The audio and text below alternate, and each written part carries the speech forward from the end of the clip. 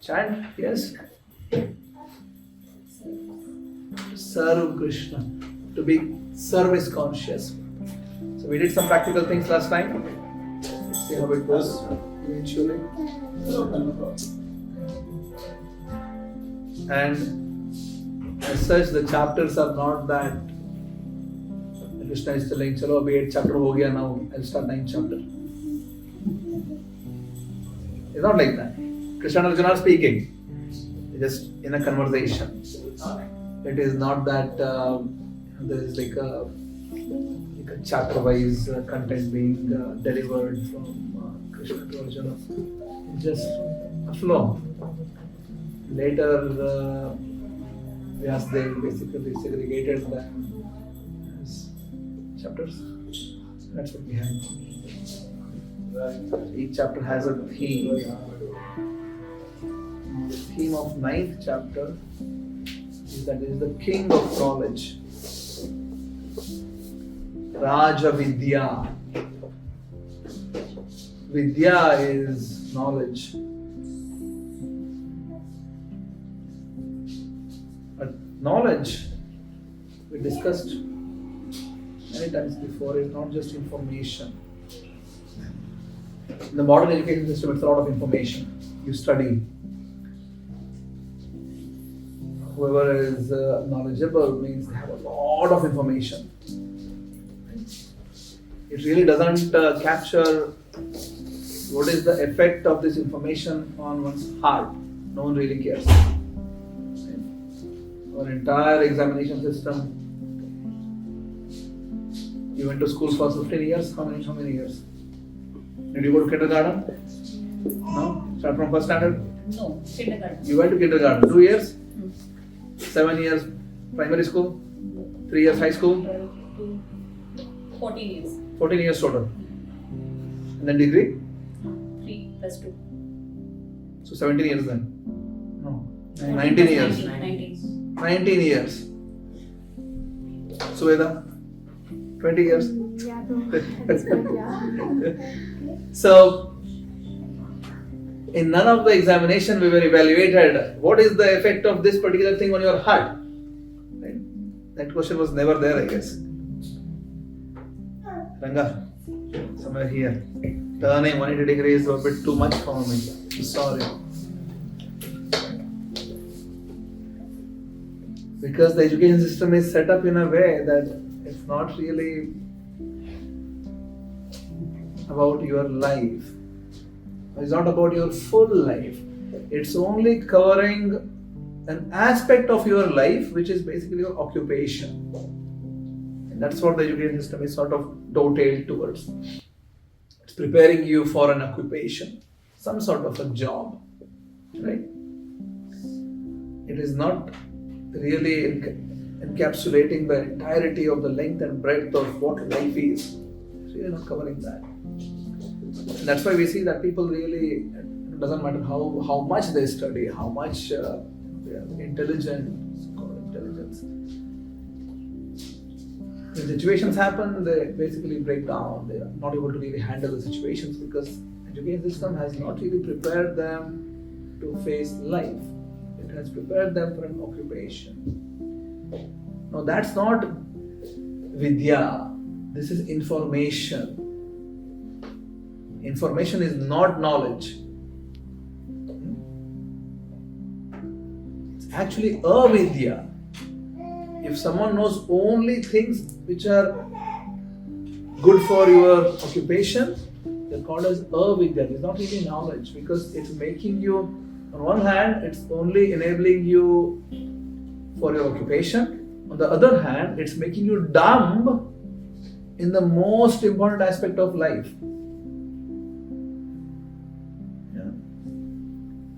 So many people think that I know everything. Right? It was the most fundamental question to them. Who are you? That question is not there. They may tell, no, I'm this body. My name is this. I'm 80 years old, 50 years old, 20 years old. I'm an engineer, doctor, housewife. Doesn't matter. But these are not really who you are. These are called as upadhi. These are designations. These are not really who you are. No matter what you tell who you are, unless we have really realized our true self, every single answer we give is an upadhi. It's a designation.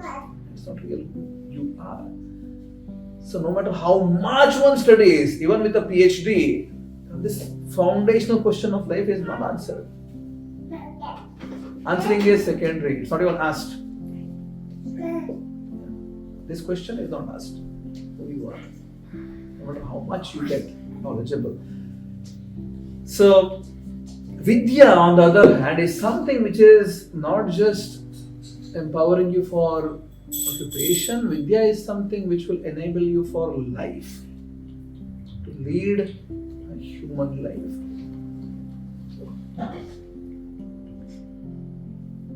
Now, amongst those things which are there categorized as Vidya, there is something which is Raja Vidya. Supremely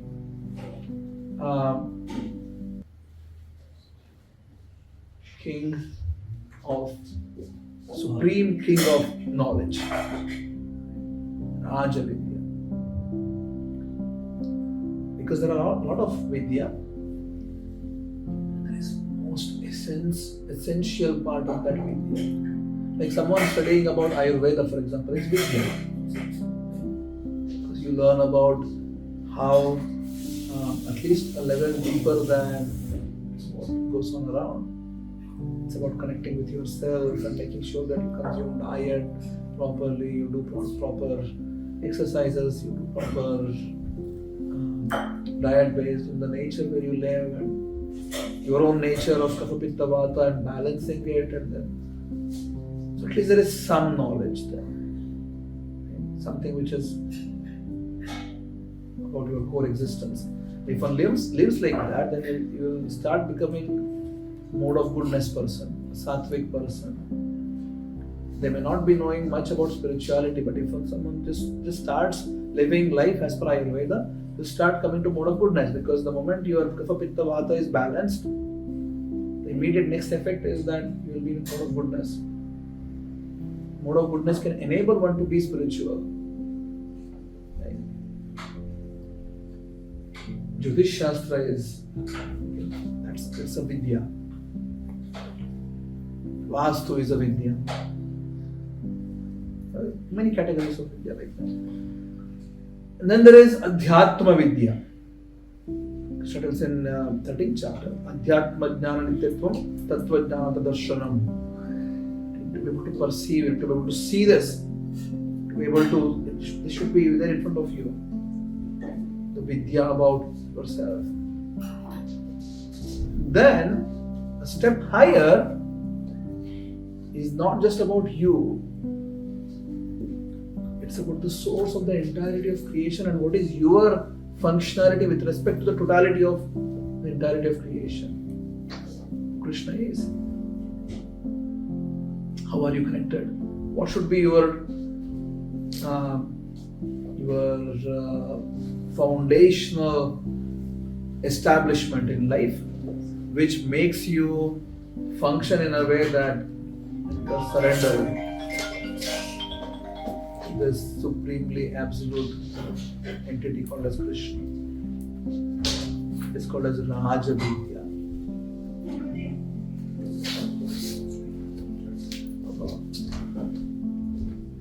Making sense?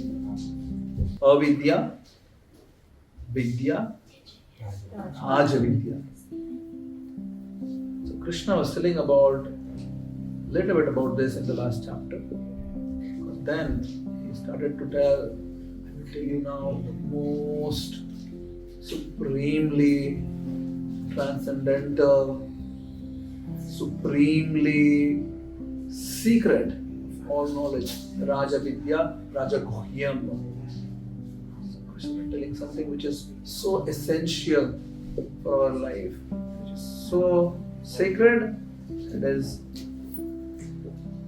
is an experience of knowledge which you have to live with.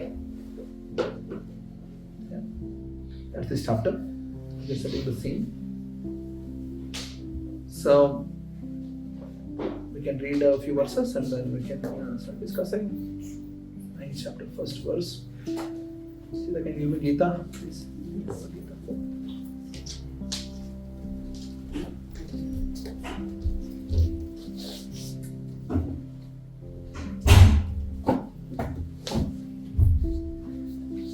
Here. Someone else. One more copy.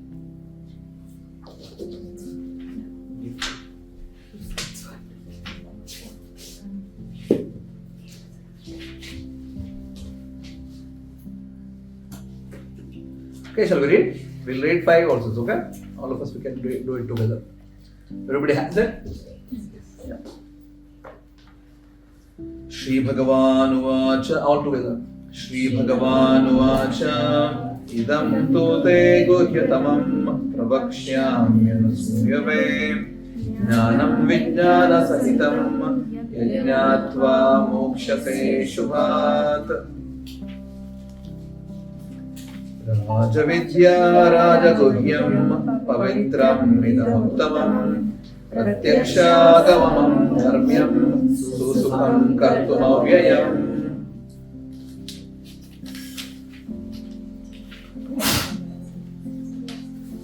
Ashraddhana Purusha Dharmasyasya Parantapa Aprapya Mam Nivartante Mrityu Samsara Vartmani Maya tatamidam sarvam jagadavyaktamurtina Masthani sarva bhutani nachaham teshvarstitah Nacha masthani bhutani pashyame yogameshwaram Bhuta prannacha bhutasto atma bhuta bhavana Hare Krishna, Krishna Krishna, Hare Hare, Hare Rama, Rama Rama, Hare Hare. Yes, who wants to read the meaning, translation, first verse? Shout out. This In this translation. The Supreme Personality of Godhead said, My dear Arjuna, because you are never envious of me, I shall impart to you this most confidential knowledge and realization, knowing which you shall be relieved of the miseries of material existence.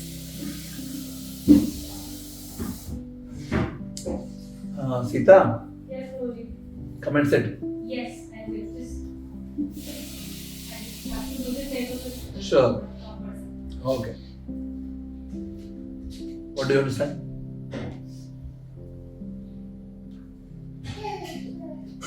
That this is the supreme knowledge. Okay. Like you said. He's telling the most important secret.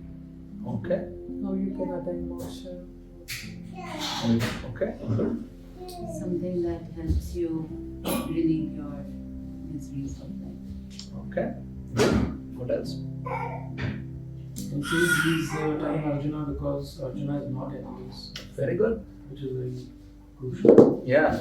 Arjuna was envious, attacking the Kauravas, or didn't get the knowledge.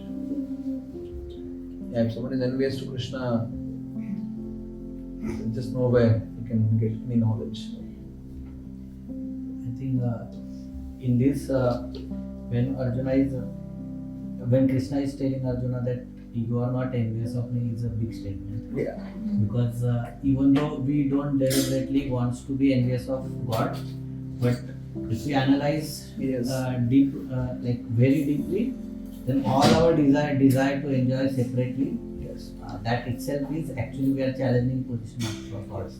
So Arjuna was not doing that. So that's a really self-realized person's position. Yeah. Yeah, it's really big.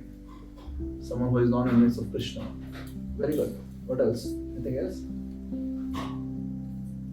Is there also a message that not having envy is one of the things you should aspire for in The general? prerequisite to get the knowledge. So let's just analyze what is knowledge. Is not something which you acquire by studying.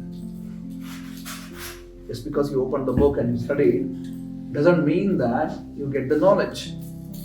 You don't get this vidya. You may get the information.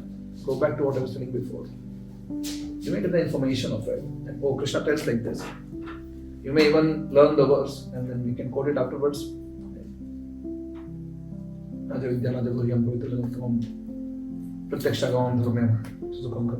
may quote.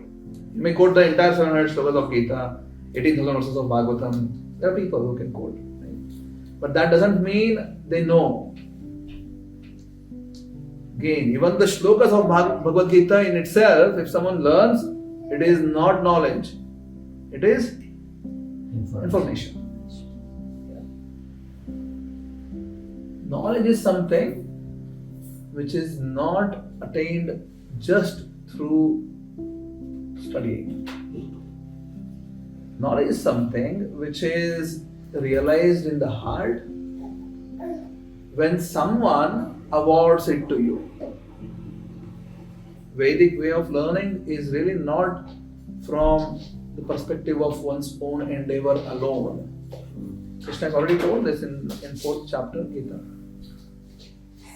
Tad vidhi pranipatena parimprashnena sevaya upadekshanti te jnanam jnaninaha tattvadarshinaha.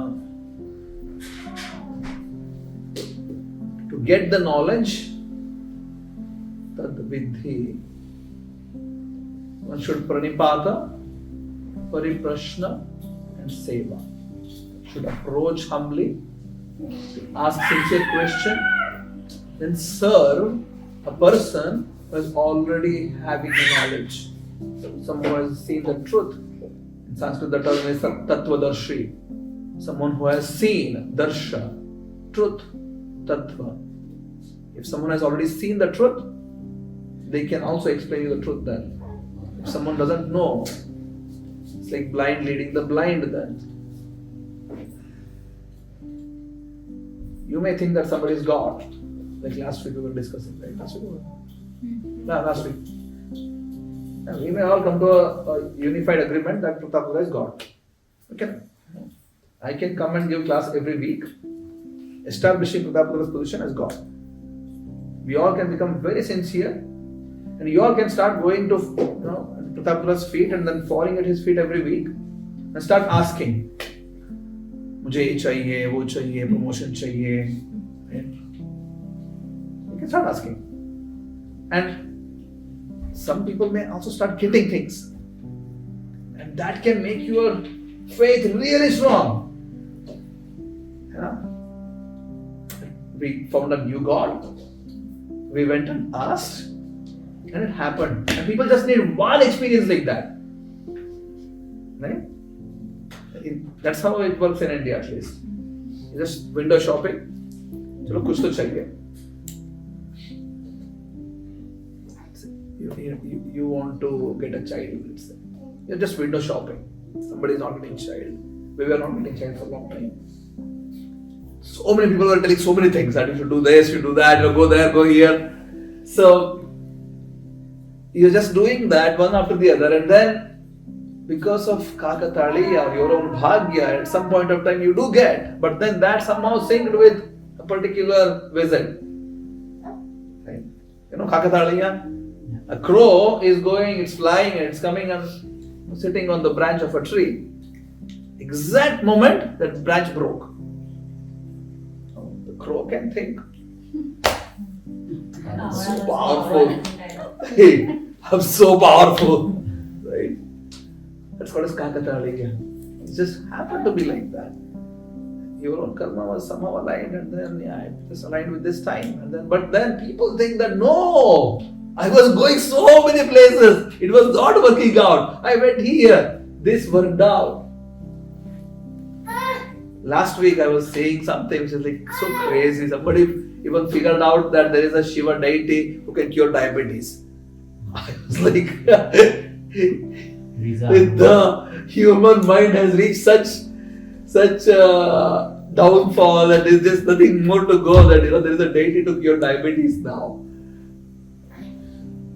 But just look at this. This is not really vidya. This is not knowledge. This is avidya.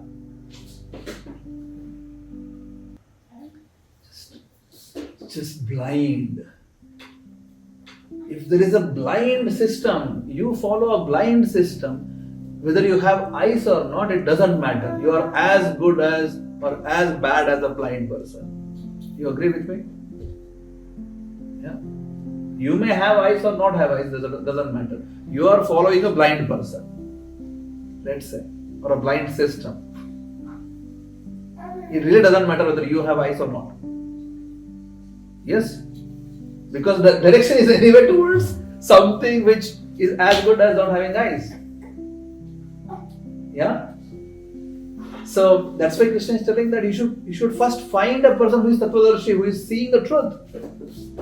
The person is having the eyes and he has seen the truth. You find the person and then approach that person humbly. Ask relevant questions.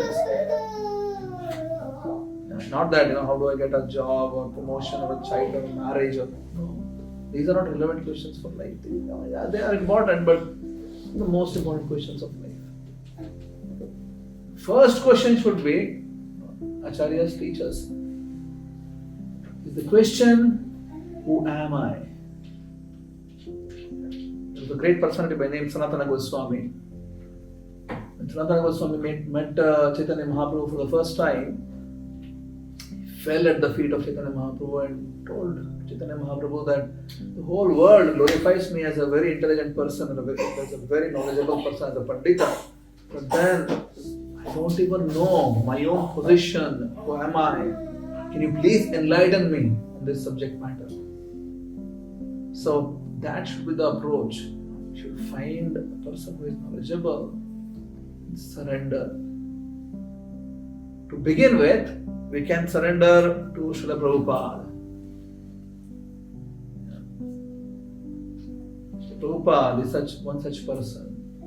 But we are not telling that should be the end. Eventually you need to also find a person who is living, but that can happen later.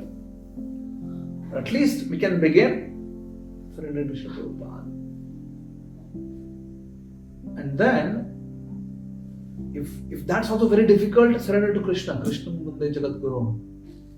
Approach Bhagavad Gita in a humble mood. And Krishna is the Guru of the entirety of creation. You can be humble. Approach Krishna humbly.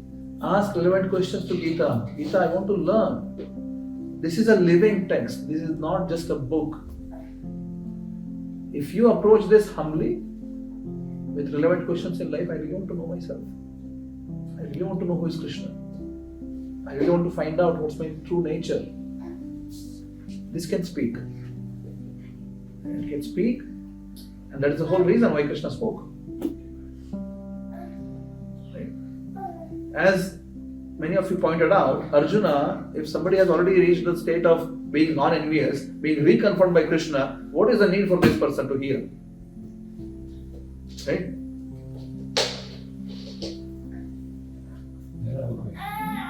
Not exactly that we mean by that you're not envious of me. That you are not envious of me. Because if you're envious of Krishna, What is envy?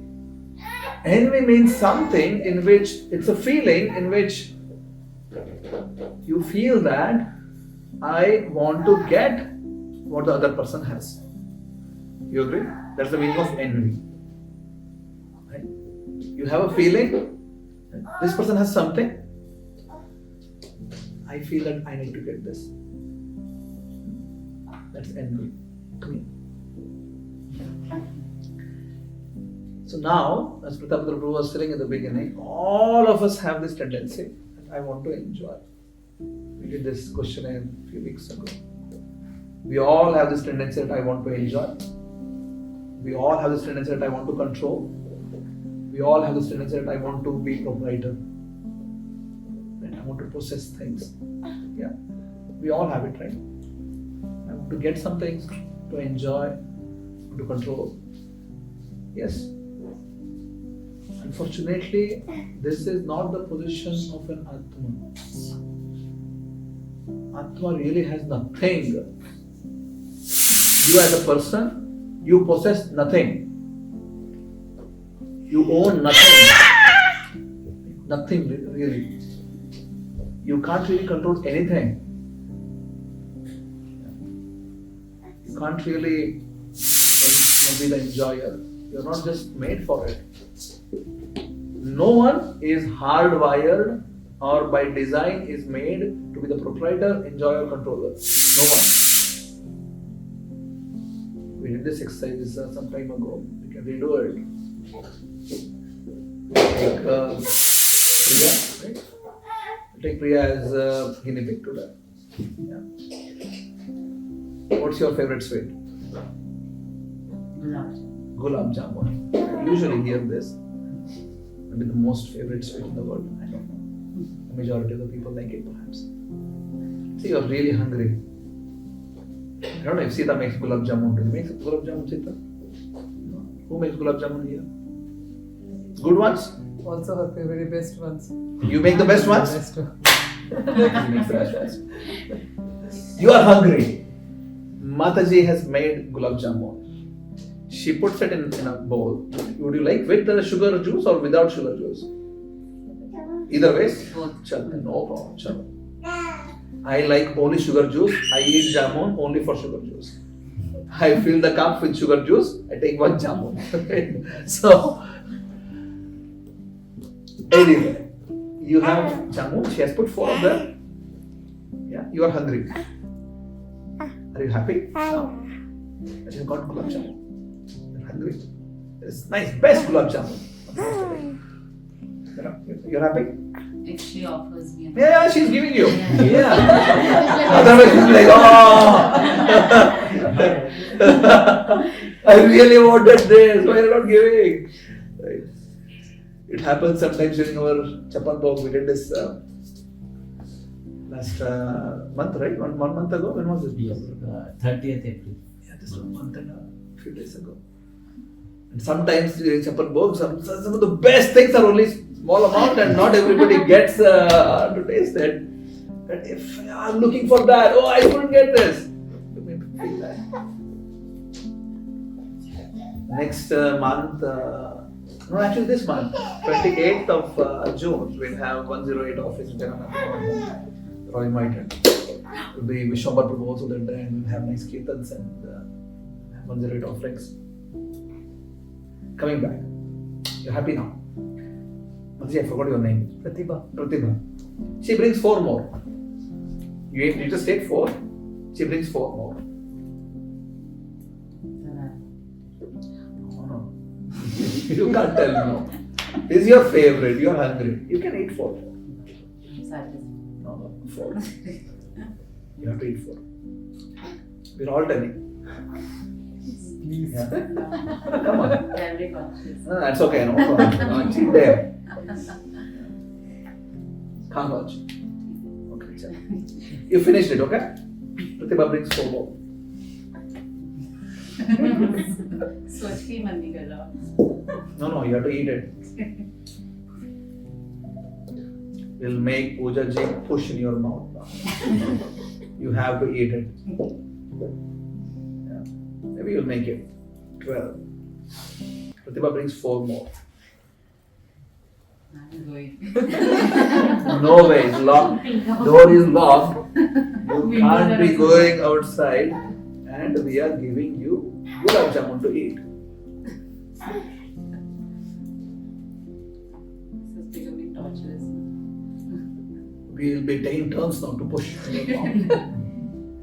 Once you're done with 16, we'll bring 4 more.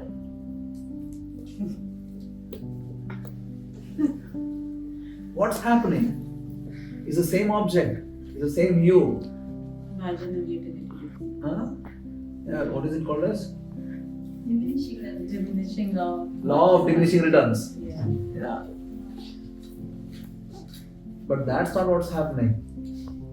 What's really happening is that you're understanding that you are really not enjoying gulab jamun. You'll start throwing gulab jamun. Oh, it's puking. Next time you see gulab jamun, you'll hate it. Yeah. If someone really makes you eat so much that you're really puking out? Because usually once you start puking, it doesn't end there, right? They just continue 2 times. Right? So, it's okay. She's cute. She's taking over. It's better, right?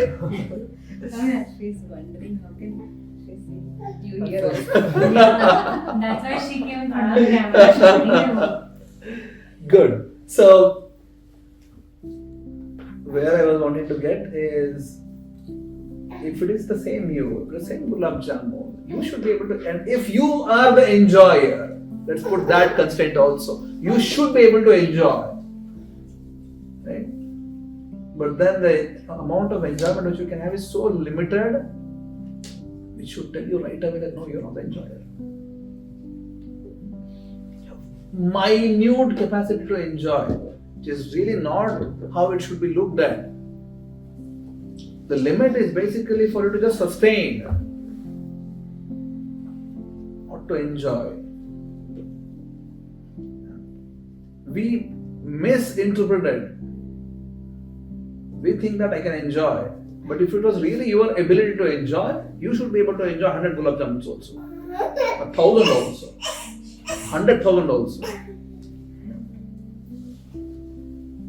You can take this to any sort of enjoyment, whatever it is. It's so limited. Doesn't matter which type of enjoyment it is.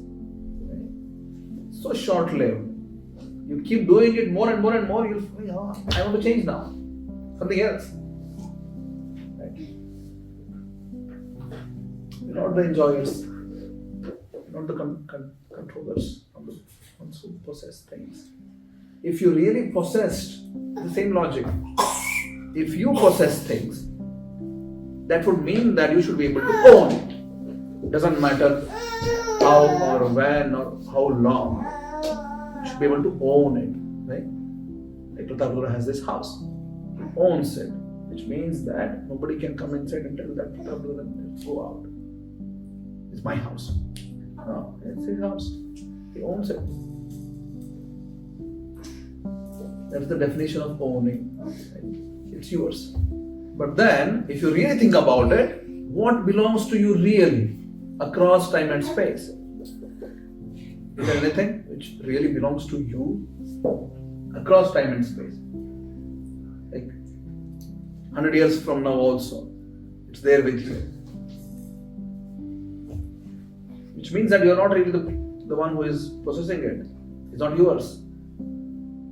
Right?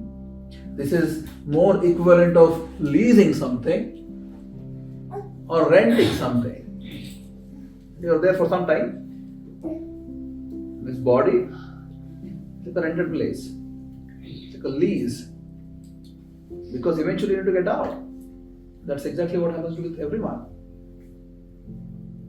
So you don't possess, not the enjoyer, not the controller. But you want to enjoy, you want to possess, you want to control. Getting it, Prabhu? On the other hand, Krishna is the controller, is the enjoyer, is the one who possesses everything. So you are wanting something which you don't have, which Krishna has. What is this called as? Envy. The simplest definition. Yeah. Never thought like that, but good. Sure, thank you. Yeah. This is the meaning of envy. You want something which you don't have. And every single person, even an ant, is an envious living entity. Right? It's carrying the sugar crystal on the head. You have seen ants carrying sugar crystals. Unless the ant is thinking that this sugar crystal belongs to me, why will it carry? Right? Yes or no? So including the ant, everyone else is a living entity who is envious of Krishna. So does that mean being envy of Krishna means that you are envy of nothing in life? Because Envy Krishna of? is everywhere. So since Krishna is everywhere, Yeah. you are not envy of anything in life. not able to follow the logic. If you are envious of Krishna, then Does that mean I'm envy of everything. You're Yeah. envious of everything. You can put like that. Not envious of nothing. Envious of everything. Because Krishna is everything.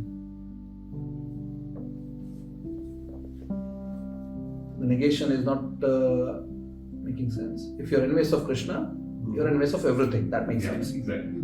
Yeah. So once we understand, yes, this is my predominant consciousness right now. This is how I'm existing. I want to improve. And sincerely seek to improve. I sincerely seek to understand who am I? What's my original position then? If you're not the controller, enjoyer, and who is having everything provided, if that's not your position, what is your position? That's a question, right? It can be a question. You agree? If you really don't possess anything, you can't control anything, you are not really the enjoyer, then what are you then? What's your position? That should be the question which we should seek. So who am I? Yeah. As such, an Atma, the only thing which can, I was thinking maybe somebody will ask, but I'll tell anyways. Only thing which you can do is desires. That's there in your ability. You can choose, you can desire. And eventually that desire is what makes different forms of life. The desire which is functioning and eventually makes all different forms of life.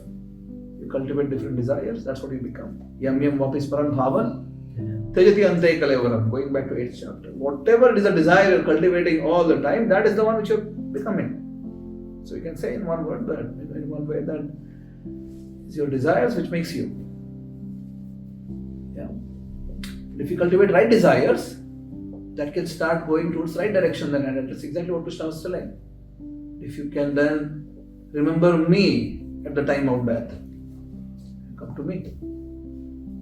So you can cultivate then Krishna consciousness. That's a good thing. And that's where knowledge begins and connection. That's where knowledge begins, by asking sincere questions. And this can be a sincere question. Who am I? I understood today that I'm not all these things. Who am I? So we take Gita and then we humbly, I'm giving a very generous offer today. We just approach Gita humbly. In a very humble mood. I want to get away from all these upadhis, whatever is there in my heart. All the upadhis, sarva upadhi vinirmuktam. Just get rid of it. Don't think that you are so and so, whatever, doesn't matter. It really has zero value. When you speak of eternity, it has no value.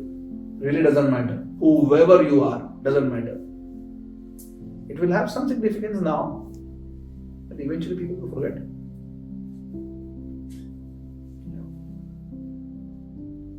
I came across a nice sort of podcast where a person was telling, perhaps he's not from Hinduism, anything to do with Krishna consciousness background. A thoughtful person perhaps. He was telling, for you to exist right now here, you had two parents, a father and mother. They both had their father and mother. 4 people then. So you had 2, then 4, then 8, then 16, 32, 64, 128, 256, 512, 1024, 2048, 4096. So this guy was telling that just in the span of 400 years, for you to be here today, 4096 people have contributed directly. Yeah. And we have no idea of anybody else other than, maybe father, mother, grandfather, grandmother, great-grandfather, great-grandmother. None. Right? Where are those people? Yeah. None of them are there. But you are there. Questions need to start deep in the heart. Really start asking, where do I want to really go? Am I also just a number? I live like 80 years, it's a statistic. You were born on some specific day, died on specific day. Is your life just a statistic? In the grand scheme of things, even that time has no value. Right? Nothing really has any significance. If there is one significant event which you can do in your life, in this life, is a transformative, a revolutionary thing, that's Krishna consciousness. It's revolutionary in the entire trajectory of your life. It's a revolutionary thing. You'll be really happy in your next life or 10 lives afterwards that in this life you took a decision to be Krishna conscious. At least start becoming Krishna conscious. Right? Because it is not a simple thing. It's not a cheap thing. It's very simple, but it's not a cheap thing to attain. It's very simple, but it's not cheap. Our hearts are very complicated. So Prabhupada tells Krishna consciousness is simple for simple, complex for complicated. And we are complicated, extremely complicated. So, what I was saying in the beginning was that I need to really start asking question. Who am I? What's my purpose? And then approach humbly. Better approach Srila Prabhupada humbly. If you're having some sort of fear, you can approach Gita in a humble way. Because Krishna is the ultimate Guru. But then you can't imagine that, I'll just settle with that. You need to eventually find a person who is Guru, real Guru in this life. There are people. There is nobody, enough people, real Gurus. Can't be like, I'll just approach Krishna directly. You can to begin with, but eventually you don't just need a person. You need to have a person who will guide you. And then serve. Pranipata Pariprashna Seva. And that's when you'll start getting Upadekshanti. These people who have seen the truth, they will give you the truth. They'll give you the knowledge. So that's where I began. Just to look back where we started. I asked how you get knowledge. It is not just by reading. Upadekshanti means someone is awarding you knowledge. It's not your ability. It's not because somebody is a heavy brain power, IQ 150. It doesn't matter. To get knowledge, you need to be awarded with knowledge. You can't just run behind and attain it. It's not something to be achieved. Something to be awarded. And that's how you get the knowledge. So coming back, Raja Vidya, this sort of connects with the next word or next verse also. Raja Vidya, Raja Guhyam. Even in this talk also Krishna is telling Guhya Tamam. The superlative secret of all knowledge. But what is secret? It's there already. Krishna is telling everything. To tell us Guhya Tamam, they should have been in a locker somewhere in the world where nobody has access to. Right? Something which is superlatively secret. Who knows about it? No one much, right? If something is superlatively secret, common man will not know about it. There will be a handful of people in the world who know about it. You agree with me? That is the meaning of superlatively secret, right? So Krishna is telling Guhya Tamam. This is the superlatively secret knowledge, but it's there. ISKCON itself has distributed, I don't know how many hundreds of millions of Gitas in the world. It doesn't mean that everybody has this knowledge. India, you go and ask everybody, I have Gita also in my home. People will tell. It doesn't mean that they understand. It doesn't mean that they have knowledge. So the answer to that question is that you need, it's not just the knowledge which is out there. You need someone. Secrecy is in attaining it and is not in obtaining it. how it's awarded. That's where the secret lies in. The Guru is the one who is going to award it to you. You will not get it otherwise. Unless you become humble, go and serve and ask relevant questions, it doesn't matter what you do in life. You just not get it. And we are not biased or racists or whatever. It's as simple as it is. Nobody can tell that, yeah, I read the whole Gita, I read the whole Vedas, I have all the... You have information. To get it, You have to be worthy. you have to be worthy. And the worth comes by feeling not so worthy. Yeah. Till the moment I feel that, yeah, I'm really worthy, I'm not worthy. All these things are like counterintuitive in spiritual life. When you feel really not so worthy, you become worthy. That's the meaning of worth. Kunti Maharani tells in Srimad Bhagavatam, Tvam Akinchana Gocharam. Akinchana is someone who is having no money, the beggar. But then a beggar need not be Akinchana as such. Because if a beggar thinks, I got 5 rupees today, I own 5 rupees. He is not Akinchana anymore. He thinks, I own 5 rupees. On the other hand, there is people like Parikshit Maharaj, Yudhishthir Maharaj, Ambarish Maharaj, who had the entirety of the world to rule. And in their heart they felt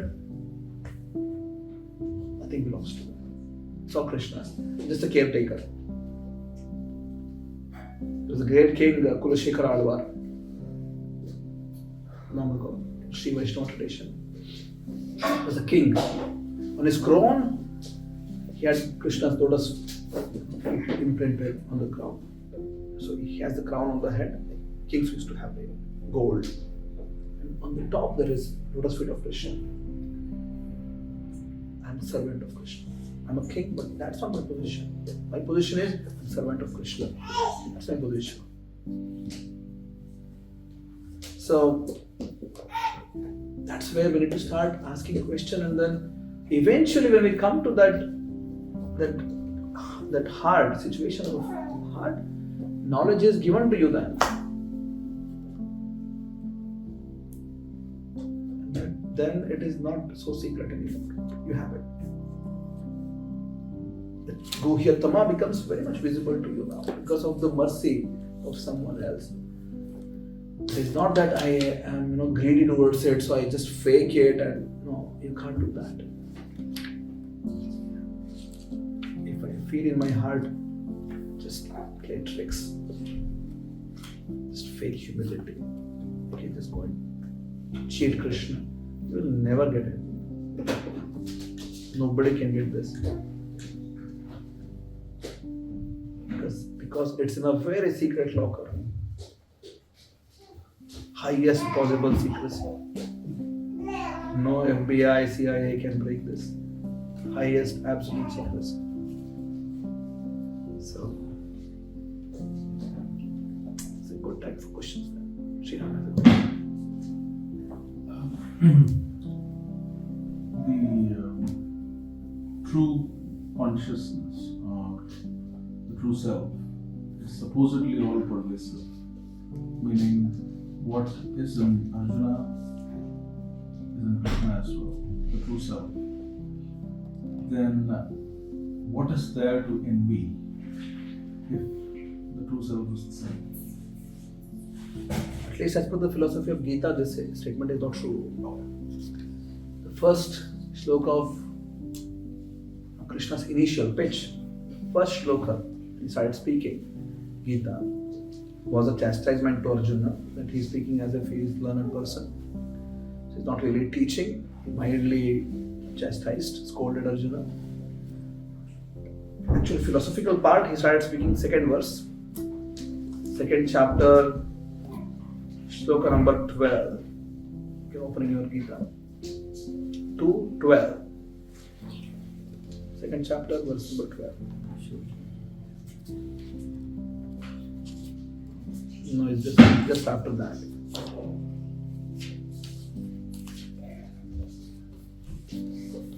Second chapter, verse 12. Read it, Priya. Never was there a time when I did not exist, nor you, nor all these days, nor in the future shall any of us cease to be. Krishna is telling Natve Vaham Jatunasam Natve Nemitunadhiva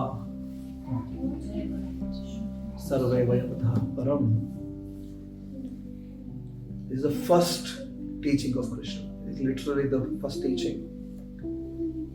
Because at some point of time Arjuna was just speaking and became really frustrated, was not able to understand what's going on, just gave up. Arjuna tells Karpadne Doshopahata Swabhavaha Pruchhami Tvam Dharma Sammudha Cheta. I have become a miser, become a person who is just self-absorbed, not able to really think what should be done. Yet Shreyaha Syan Nishchitam Bruhitan Me. Please tell me in conclusive terms, what should I do which is really Shreyaha, long-term beneficial for me? Shishyasteham Shadimam Tam Prapannam. I accept you as my guru, I am surrendering to you as a disciple. And that was Arjuna's conclusion of all that which he had to tell. And Krishna started speaking after that. As I said, just the shloka before that was Krishna's opening, but he chastises Arjuna. The teaching begins in this shloka. So you can read now, one more time. Tell me what you understand. Never was there a time when I did not exist, nor you, nor all these things, nor in the future shall any of us cease to be. Yeah, so what do you understand? So I am the one that is all pervasive. No, there is no meaning, there is no single letter there which tells all pervasiveness. No, fundamentally. No extrapolation, just what is that? What do you understand? So I existed always. You existed always.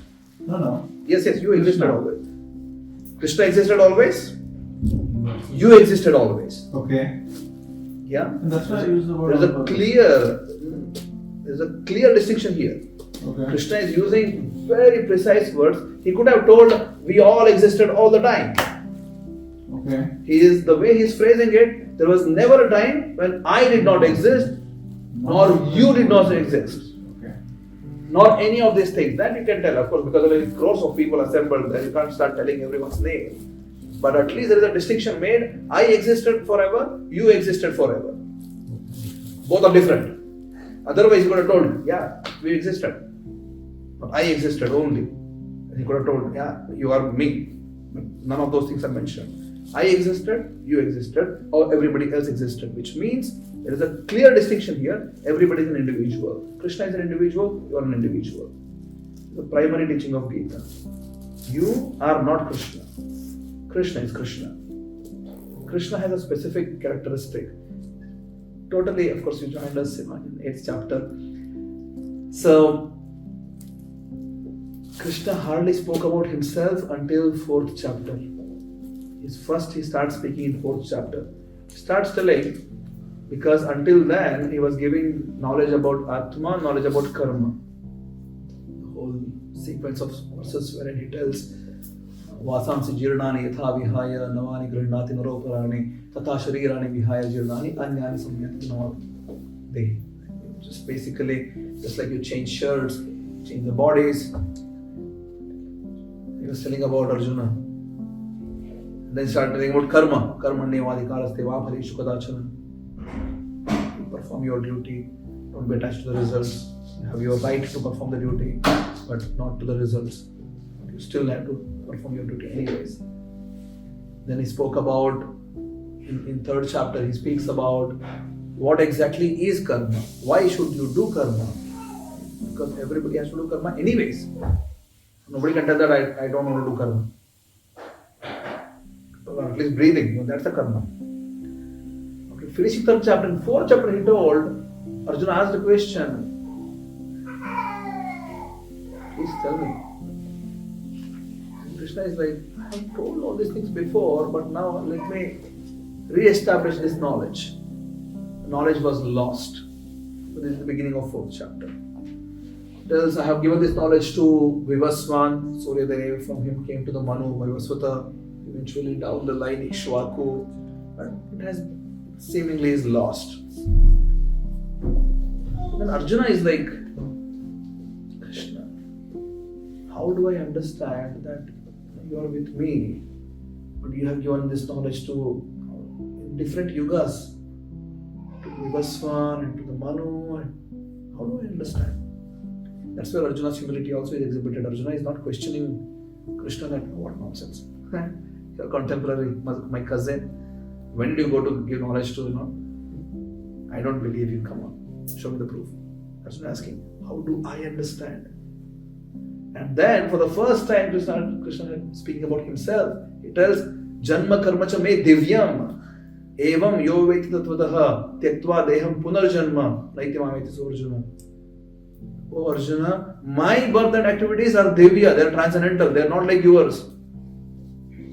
You are different. You are a conditioned entity. I am not. I am above karma. Janma karma cha me divyam. The entirety of Gita Shri Ram Prabhu is in Sanskrit there is something called as Vibhakti Pratyaya. Prathama, Dvitiya, Tritiya. So Krishna in the entirety of Gita refers to himself in a way that it's aham, me. Janma karma cha me divyam. My birth and activities are, he is not telling that the supreme transcendentals, the supreme divinity's birth is Devya. No, mine. It's first person, me. Aham sarvasya prabhoha. This is 10th chapter. Mattaha sarvam pravartate iti matva bhajante imam buddha bhava samanvitaha. The 10th chapter 8th verse. Where Krishna tells, I, aham sarvasya prabhavaha. I am the boss of everything. Sarvasya prabhu. Mattaha sarvam pravartate. Everything comes from me. Iti matva bhajante imam buddha bhava samanvitaha. By understanding this basic principle of existence, those who are really intelligent, they surrender to me. There is a clear distinction of who is Krishna or the living entities in Gita. Very clear distinction. The problem is, sometimes people have interpretations which are perhaps not aligning. So that's why I was telling in the beginning, if I approach Gita, then I already know. I know. You know the story of a person who goes for the learning of musical instrument. The guru charged X amount. Because he asked the student, do you know already this instrument? The person told, yeah, I know. I'm here to learn more. Guru said X amount. Another person came. Guru asked, do you know music, this instrument? I don't know. I just want to learn from you. Guru charged X by 2. Both students stopped. The one who came first came back to Guru. Maybe there's a confusion. Perhaps you wanted to charge me X by 2 and then him X. Maybe there's a confusion. Guru said, no. Because you think you know already. It will take me enough time to make you understand you don't know. Yeah. And then I need to teach you also on top of it. So someone doesn't know, is humbly approaching and it's easy. I say, yeah, just blank space, write it. Already some garbage is there written. So when I approach Gita, I have to be really humble. Like, Krishna, I want to learn. And that is the position of Arjuna. It's a logical sequence. This is the best logical sequence in the entirety of creation because Arjuna was in the position of us. I know already. I have figured it out. That's how he began Gita. I don't want to fight because I have all these logical reasons. But with that, he became confused and told what I told before. 2nd chapter 8, 7th verse. Arjuna, just please, Krishna, just enough. I am not able to. Until then, Krishna is not even telling anything. Krishna is just Mama. Just once he told, why are you just making so much of stress to yourself? There is no need, but no instruction as such. Krishna was just Mama. When Arjuna surrendered, Krishna, please teach me. I want to learn from you now. Please tell me what is the eternal benefit for me. Then Krishna started speaking. So that journey I need to have in my life, for sure. I need to really approach and really surrender. And then magic happens. That magic is in your heart. The moment we surrender, that's it. So,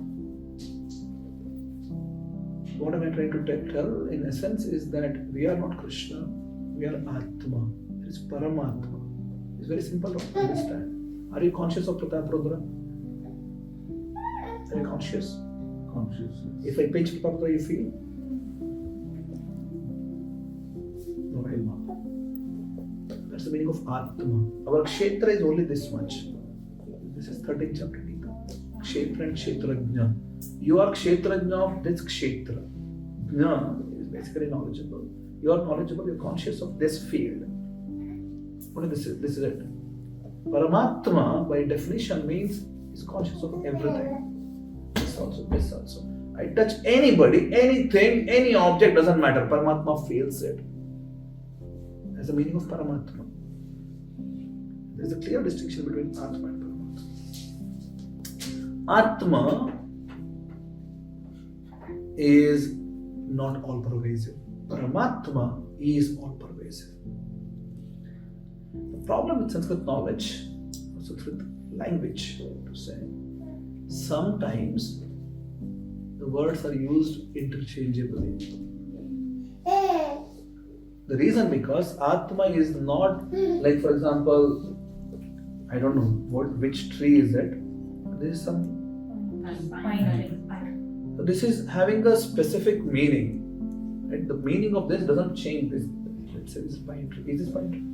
So this is pine tree. Definition of this will not change tomorrow. Right? It doesn't matter whether I talk with Sita, I talk with Poojaji, I talk with Suveda. This says pine tree. Right? Atma is a contextual word.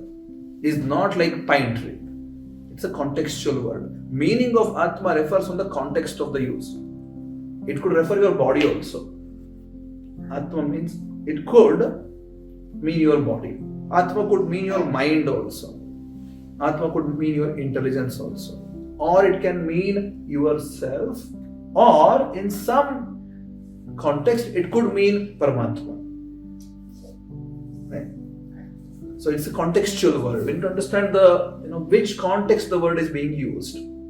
But that doesn't mean that I am everything.